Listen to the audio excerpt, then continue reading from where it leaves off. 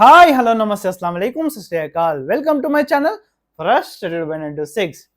So ఈరోజు main highlight unfair decision వల్ల captain అయిన పవన్ని యాజ్ ఏ కెప్టెన్గా తీసేశారు.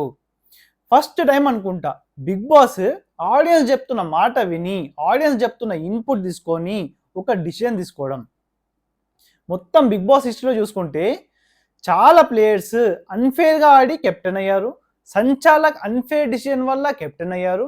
బట్ ఎప్పుడు కూడా బిగ్ బాస్ హిస్టరీలో కూడా ఒక్కసారి సంచాలక్ డిసిజన్ చెప్పిన తర్వాత సంచాలక్ decision was final.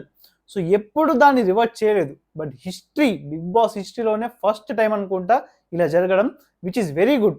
Thank you Bigg Boss, మా ఆడియన్స్ మాట విన్నందుకు, మా ఆడియన్స్కి ఇంత వాల్యూ ఇచ్చినందుకు.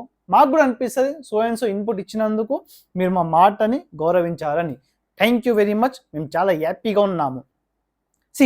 ఇలా చేయడం వల్ల ఫ్యూచర్లో కూడా బెనిఫిటే. ఎందుకంటే ఒక ప్లేయర్ ఆడేటప్పుడు కూడా కొంచెం అన్ఫేర్గా ఆడొద్దు బై, ఫ్యూచర్లో రిస్కే మనకి ఇలా ఆడితే అని ఉంటుంది వాళ్ళ మైండ్లో. సంచాలకు కూడా డిసిషన్ తీసుకునే ముందు 1-2 సార్లు ఆలోచించే డిసిషన్ తీసుకుంటారు. So this is a very good move. రితుని నాగార్జున గారు ఇంకొంచెం వేసుకుంటారు అనుకున్నా, బట్ నేను ఎక్స్పెక్ట్ చేసినంత డోస్ అయితే పడలేదు. నిన్న ప్రీవియస్ వీడియోస్లో కూడా చెప్పా, రితు ఇదంతా మొత్తం ప్రీ ప్లాన్గా చేసింది అని.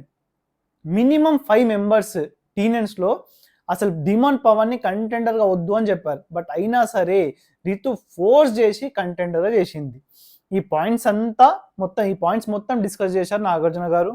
ప్రీవియస్ వీడియోస్ కూడా చూపించారు, ఎక్కడైతే రితు అంటుందో నువ్వు కెప్టెన్ అవ్వాలి అని. ఇదంతా డిస్కస్ చేసిన తర్వాత పవన్ కళ్యాణ్కి అడిగారు నువ్వేమనుకుంటున్నావు అని.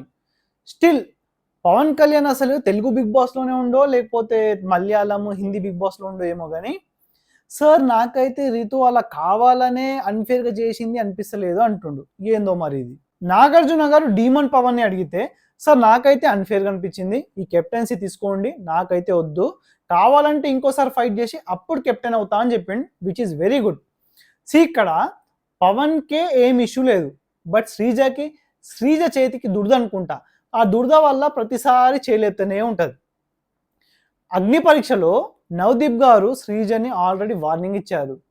శ్రీజ ఆల్రెడీ కంటెస్టెంటే అంటున్నాడు, నేనే తప్పుగా అర్థం చేసుకున్నానని, నువ్వేంది అన్ఫేర్ డిసిజన్ అంటున్నావు అని అప్పుడే వార్నింగ్ ఇచ్చారు. బట్ శ్రీజ బీయింగ్ శ్రీజ ప్రతిసారి చేయలేస్తూనే ఉంటుంది.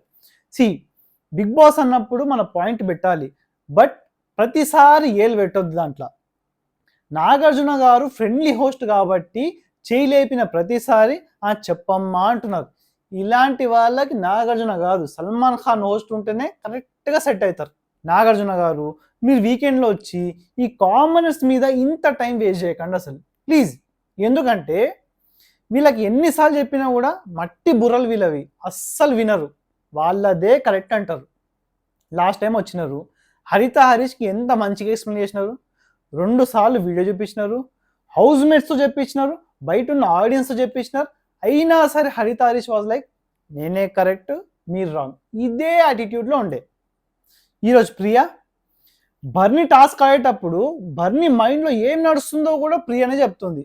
అది కాదమ్మా అలా నువ్వు ఎలా అనుకుంటావు అంటే, సార్ ఒక్కసారి కూడా ఇమాన్యుయల్ మీద పెయింట్ వేయలేదు అంట. గేమ్ ఆడేటప్పుడు వాళ్ళు ఒక్క టార్గెట్ని ఫిక్స్ చేసుకున్నారు, Pawan was a target. So Pawan మీదనే కదా పెయింట్ పూస్తారు. పవన్ మీద పూయకుండా ఒకవేళ ఇమాన్యుయల్ మీద పూస్తే ఇమాన్యుయల్ మళ్ళీ బర్నీ మీద పూస్తుండే, అప్పుడు పవన్ సేఫ్ అయిపోతాడు కదా. చిన్న లాజిక్ అన్నిసార్లు ఎక్స్ప్లెయిన్ చేస్తున్నారు నాగార్జున గారు, అయినా సరే కాదు సార్ అంటుంది. మట్టి బుర్ర. మనీష్కి కూడా మనీష్ ఏం తప్పులు చేసిండో చెప్పారు, విచ్ ఈస్ వెరీ గుడ్.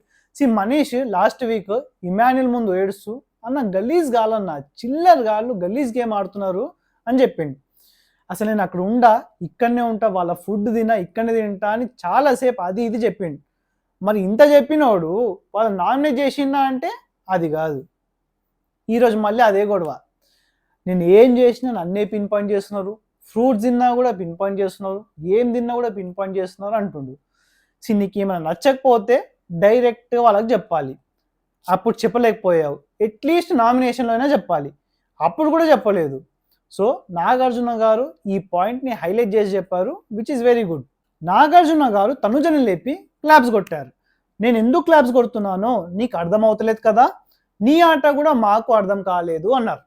మన గెలుపు కోసం పంచతంత్రాలు యూజ్ చేయాలి, మిత్రులను కలపొచ్చు, విడదీయొచ్చు, ఓడిపోయిన వాళ్ళకి జస్ట్ కారణాలే మిగులుతాయి, సో గెలవాలి అని చెప్పారు. నాకైతే ఈ పాయింట్ అస్సలు నచ్చలేదు.